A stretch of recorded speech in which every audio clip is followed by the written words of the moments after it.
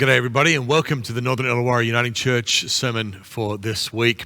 We're continuing our sermon series in the life of David and just looking at some of the stories in his life that maybe didn't make it into the Sunday school lesson. And today we're going to look at a story where David actually has a close encounter and really avoids a real crisis in his life because of the intervention of somebody with a great deal of wisdom. Today we're going to look at the story of David, Nabal and his wife Abigail. I'm going to read to us from 1 Samuel chapter 25. I'm just going to read the first 13 verses. Let me read for us now. Now Samuel died, and all Israel assembled and mourned for him. They buried him at his home in Ramah. Then David got up and went down to the wilderness of Paran. There was a man in Moab whose property was in Carmel. The man was very rich, and he had 3,000 sheep and 3,000 goats. And he was shearing his sheep in Carmel. Now the name of the man was Nabal, and the name of his wife Abigail. The woman was clever and beautiful, but the man, Nabal, was surly and mean. He was a Calebite. David heard in the wilderness that Nabal was shearing his sheep. And so David sent 10 young men, and David said to the young men, "Go up to Carmel and go to Nabal and greet him in my name. Thus you shall salute him. Peace be to you, and peace be to your house, and peace be to all that you have. I hear that you have shearers. Now your shepherds have been with us, and we did them no harm, and they missed nothing all the time that they were in Carmel. Ask your young men, and they will tell you. Therefore let my young men find favor in your sight, for we have come on a feast day. Please give whatever you have at hand to your servants and to your son David." When David's young men came, they said all of this to Nabal in the name of David, and then they waited. But Nabal answered David's servants, "Who is David? Who is the son of Jesse? There are many servants today who are breaking away from their masters. Shall I take my bread and my water and the meat that I have butchered for my shearers and give it to men who come from I do not know where?" So David's young men turned away and came back and told David all of this. David said to his men, "Every man strap on his sword," and every one of them strapped on his sword. And David also strapped on his sword, and about 400 men went up after David, while 200 remained with the baggage. All right, so let's leave it there. We'll come back to that story in just a moment. The tension is building up as David is about to enter into a major potential conflict in his life. Speaking of conflict, it's been hard to be a St. George Dragons fan the last couple of years. I mean, this season they've done all right, I guess, but to be a Dragons fan is to really struggle with all the behind-the-scenes drama that's been going on. It's just been a club with a lot of discouragement and a lot of culture issues, I think. I was just reading a little bit about the drama the other day, and I was thinking about there's a player who's just given up on his last year, asked to be released from his last year contract with the Dragons, a guy named George Burgess. He's an Englishman, about 30 years old, so he's sort of coming towards the end of his career. But he really just said, look, even if it's the end of my career, I don't want to play this last year for the Dragons. And the reason he says this is because he feels like the coach, Tony Griffin, has basically written him off. In an account he gave to the Telegraph, I think it was, he asked to be released from the contract, and he said he couldn't face, even if it was the end of his season, he couldn't face another preseason at the Dragons, knowing that the coach didn't support him. He said, it's disappointing. Look, if it's the end of my career, I don't mind. But I just didn't get along with the coach, and he made it really clear that he didn't want me around. At the end of the day, he said, all you want is a coach to believe in you. There's no point me going back there if the coach doesn't believe in me.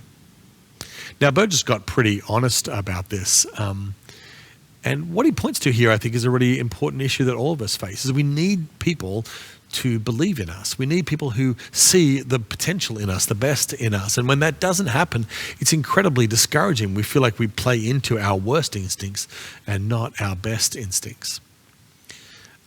What's interesting, though, actually, and this sort of came up in the comments around this story, is that George Burgess has actually not been performing all that well on and off the field. He had a pretty average season, but more than that, he got arrested and charged before the season began and then went to rehab mid-season. And so a bunch of people online have been saying, look, if I was the coach, I would have given up on him as well.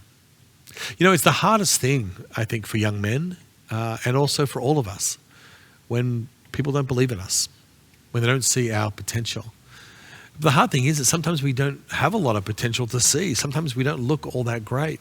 But we still long for someone to speak into our lives and to show us that there's more potential to us. I was thinking about just this yesterday as I was thinking about the sermon and this idea. I was pulled into the parking lot at IGN, and I saw two young boys, looked like they were playing silly games in the parking lot. Cars were driving around and they were just all over the place. And the two boys were on bikes and they were trying to drag a trolley up through the parking lot. And they were just sort of getting in everybody's way. And as I pulled into the parking lot, I thought to myself, oh, these boys, what idiots. It's not safe, it's not good. And I found myself getting frustrated with them. I didn't know them at all. But then as I pulled into my parking spot and got out, the guys called out and said, hey, can you help us? And what had happened is that they'd found this shopping trolley all the way down in the creek behind the supermarket, and they were trying in their own, pretty useless 14-year-old way to drag the shopping trolley back to the shop. And what I had seen and what almost everyone else in the parking lot had seen was just two boys being stupid. But if we paid a bit more attention, we might have seen that these are two boys who were trying to do some good in the world. Now, that's just a small example.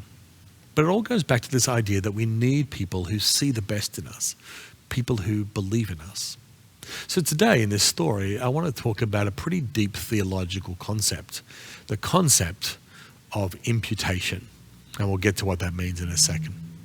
Because in the story that we're reading today, David is having a hard time. He's still a young man himself, but he's not at his best.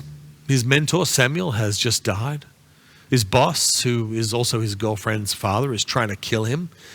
He had to leave his best friend, Jonathan, behind and go on the run. And now he's out in the wilderness trying to keep about 600 men safe and well-fed. He's doing it tough. David had been the golden boy. He defeated Goliath. He had a bright future. But now it feels like he's living on the edge of a knife. He is not emotionally or physically or career-wise in a great place. It's at this point in the story that we read that David has a run-in with a man who really pushed his buttons, a man named Nabal. Nabal is a wealthy landowner. He has a bunch of sheep, 3,000 sheep, 3,000 goats. He's incredibly wealthy at a much different point in his life than David is. So the way the story goes is that David meets some of the shepherds that are working for Nabal out in the wilderness. And David's got swords and fighting men on his side. And I think the implication here is that David could have just taken what he wanted. He could have threatened these men. He could have stolen from them. He could have attacked and killed them, taken the sheep for himself. But he didn't. And so what ends up happening is that David sends word to Nabal and lets him know that he hasn't harmed Nabal's men or their property, even though he could have. And he asks, if I could just have some extra food for me and my men, that would be great. I've not molested or attacked your men. Would you please help us out? Now, what's crazy here is that Nabal, on the other hand, David thinks that he's in the right. You see where he's coming from. David out here is trying to keep the peace and maybe just get a little bit of hospitality, a little support. Now, maybe he didn't go about it in the right way, but it's perhaps a fair request just to get some help from this wealthy man. Nabal, on the other hand, sees this, maybe also correctly, as a shakedown. He responds defensively. He says, I've never heard of David. I don't owe him anything. I have my own workers to feed. Random roving bandits are not my concern. And listen, if I'm going to be honest here about David, David is the hero of the Bible. I know that. But Nabal is right. David is kind of, from a certain perspective, running a protection racket here. Nice sheep you've got there, he says to Nabal. It'd be a shame if something happened to him. So the Hebrew word for all of this is toxic masculinity. These two men puffing out their chest and fighting with one another. And the end result, as it so often is a kettle of conflict that is boiling over. We finish the story where David gets the response from Nabal, I'm not going to give your men anything. And David says, strap on your sword. Let's go. Let's get into the fight. The truth is that our personal baggage never stays personal. Our own character issues very quickly become community issues. The conflict between David and Nabal could lead to the death of many, many innocent people. Now, I'm not sure today if we can think of any modern people whose personal baggage could lead to mass destruction. That's hardly something I could imagine happening, I don't know, say in Ukraine or Russia. But this is a crisis that's about to boil over. And in comes Abigail, the woman, Nabal's wife, a woman known for her wisdom and for her beauty. And Abigail's remarkable because she's one of the first women we read about in the Bible who gets the spotlight, who saves the day. She has a reputation because when Nabal's men hear that Nabal and David are going to get into a fight, they come to Abigail and ask her to intervene. It says a little bit later on in verse 14 of the same chapter. But one of the men told Abigail, Nabal's wife, David sent messengers out into the wilderness to salute our master, and he shouted insults at them. Yet the men were very good to us, and we suffered no harm. We never missed anything when we were in the fields, as long as we were with them. Now, Abigail is made aware that David actually was protective of Nabal's men. And so she takes a pretty significant risk. She goes out to intercede with David on behalf of her husband without his knowledge. We read again in verse 18. Then Abigail hurried and took 200 loaves, 2 skins of wine, 5 sheep ready dressed, 5 measures of parched grain, 100 clusters of raisins, and 200 cakes of figs. She loaded them on donkeys and said to her men, "Go on ahead of me, I am coming after you." You see, Abigail decides to make peace. And so she takes it upon herself. And it costs her. She raises all this food and resources and sends it out to David to see if she can head this crisis off at the pass. But what I want to look at today is the conversation that Abigail has with David when she finally meets him. So I'm going to read a selection of the rest of the chapter where Abigail finally speaks to David. And this is what she says. We'll find it in 1 Samuel chapter 25, verses 23 to 28. When Abigail saw David, she hurried and alighted from the donkey and fell before David on her face, bowing to the ground. She fell at his feet and said, "Upon me alone, O Lord, be the guilt. Please let your servant speak in your ears and hear the words of your servant. My Lord, do not take seriously this ill-natured fellow Nabal, for as his name is, so is he. Nabal is his name, and folly is with him. But I, your servant, did not see the young men of my Lord who you sent. Please forgive the trespass of your servant, for the Lord will certainly make my Lord a sure house, because my Lord is fighting the battles of the Lord, and evil shall not be found in you as long as you live.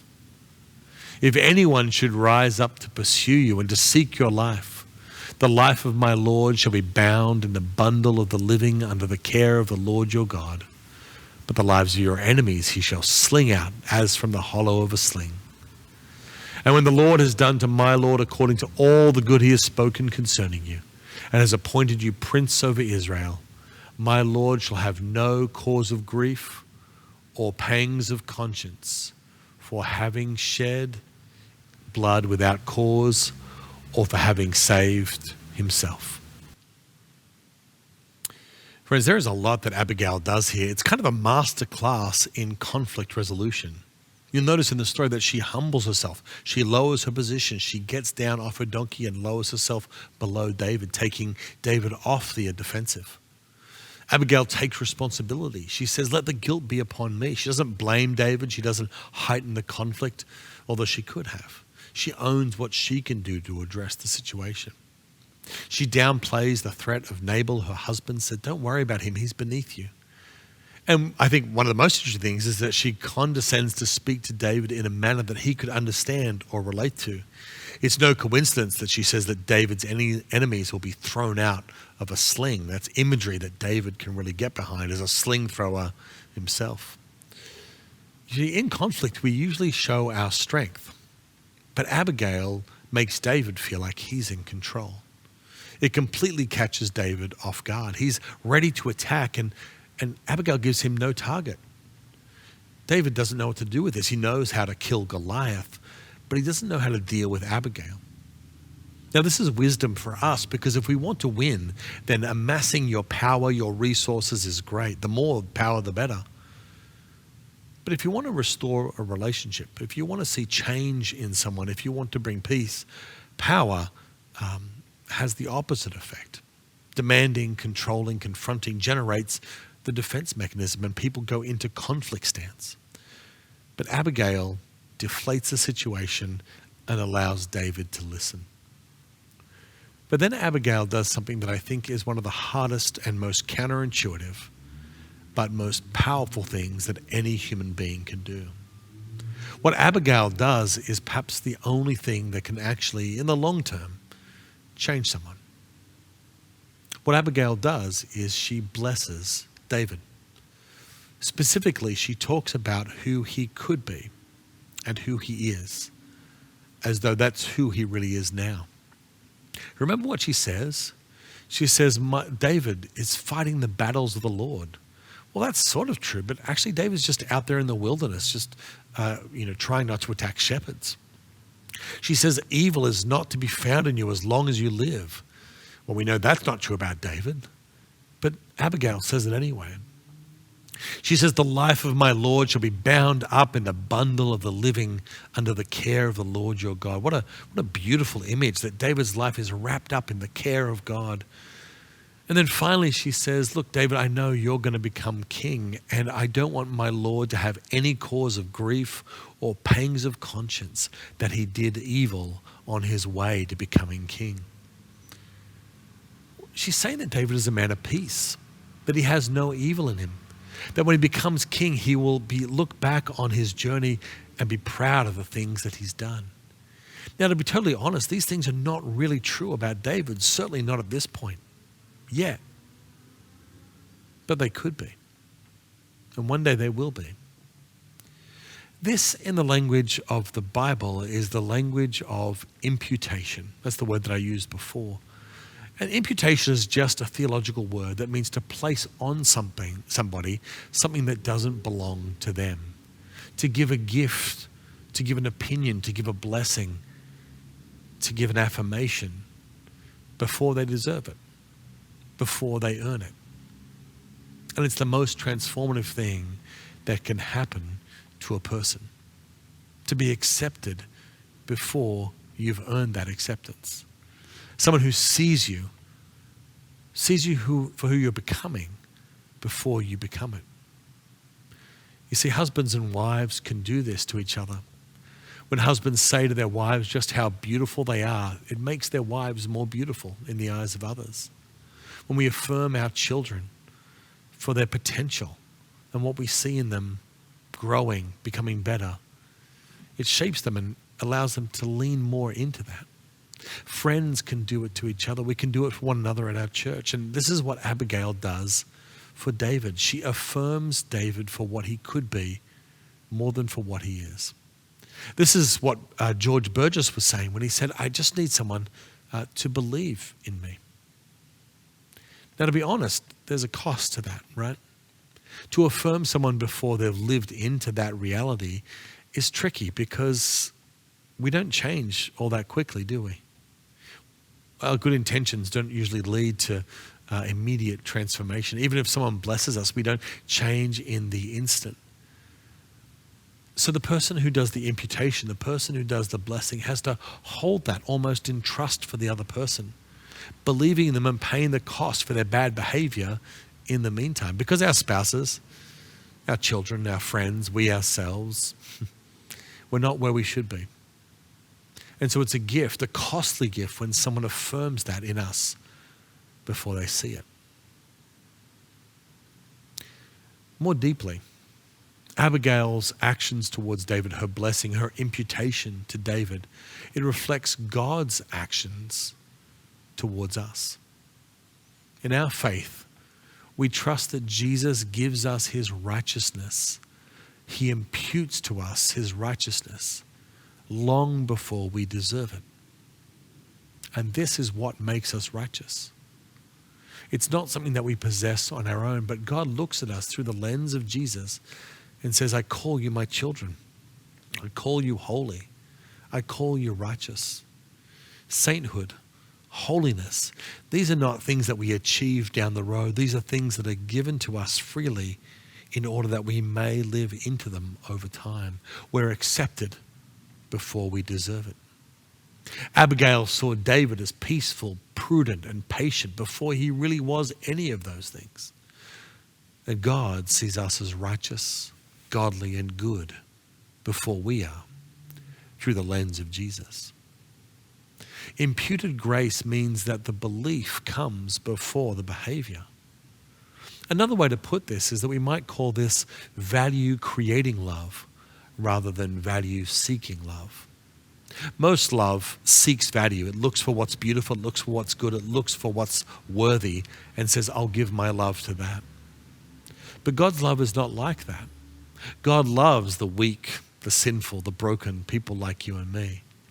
And that makes us valuable because we are loved. It's like a child who has a ratty, dirty, broken down old toy, not worth anything. But because the child loves it, the toy becomes valuable. And that's true for dogs and cats. It's true for people. David gets this. Later in his life, he actually writes a psalm that then the Apostle Paul quotes later in Romans to talk about what God's doing for us. David says in Psalm 32, "Happy are those whose transgression is forgiven, whose sin is covered. Happy are those to whom the Lord imputes no iniquity, and in whose spirit there is no deceit." Friends, God commits to us before we deserve it. God loved us first, and that's why we love God. God made us righteous first, and that's how we become righteous. And the beauty of that is that what God does for us, we can do for other people. We can see and affirm the good in other people long before it comes to fruition. We need to commit to those that we love, to accept them. Listen, we gave an example of a football player who felt like he had not been accepted, not been believed in by his coach. So I want to tell you another story to finish up today that really affirms this in my mind. Last year, there was a coach, the coach of Duke basketball team in America.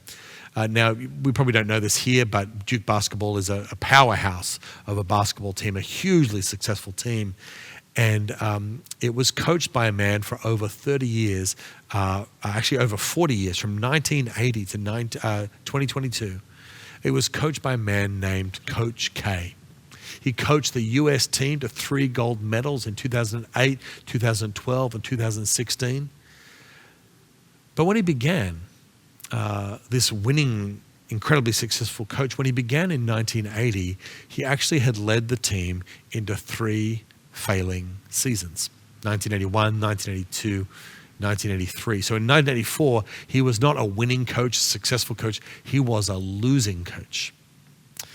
And the man who had hired him, the sporting administrator, saw Coach K. And his name was Tom Butters, and he would get emails. He was before emails. He would get letters. He would get notes from people because people take their basketball very seriously. He would get letters saying, "Fire Coach K, he's terrible." They would say, "Why? And it would just say, look, you must fire Coach K. And in fact, Tom Butters, the administrator who had hired him, people were asking him to resign or be fired as well. So many letters. He said he actually had a whole filing cabinet filled with letters saying that people needed to fire Coach K. And so after 2 seasons of losing badly, in the 3rd season, he was doing a little bit better, but then he had 3 straight losses in a row, and it felt like the same patterns were coming up again. And so Tom Butters, the administrator, called Coach K into his office. And you can probably imagine Coach K felt like he was being called in to be fired, to be let go, because that's what everybody was saying. Nobody believed in him. But Tom Butters, the administrator who had hired Coach K, came in and sat Coach K down and said, "We've got a problem. We've got a public that doesn't know how good you are. And we've got a media that is too dumb to tell them how good you are." And he said, "Right now, my biggest problem is that I've got a coach sitting in front of me who doesn't know how good he is." And at that moment, Tom Butters opened a drawer and pulled out a contract, a 5-year contract for this 3-year losing coach. He pulled it out and gave it to Coach K and said, I want you to sign this 5-year contract because I believe in you. And Coach K, telling the stories years and years later, he said he broke down and started to cry. He said, Tom, you don't have to do this. You don't have to show this much belief in me. But Tom Butters recalled saying, on the contrary, I not only have to do it, I have to do it today. Friends, that's the kind of word that we need. A word from God and a word to those from us who most need it. We need someone to believe in us, to accept us, to affirm us before we've earned it.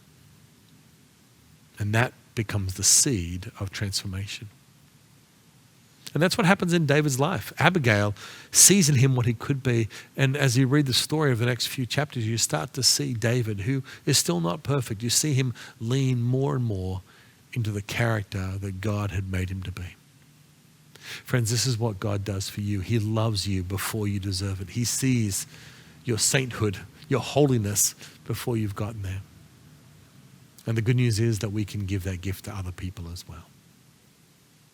In the name of the Father, and of the Son, and of the Holy Spirit. Amen.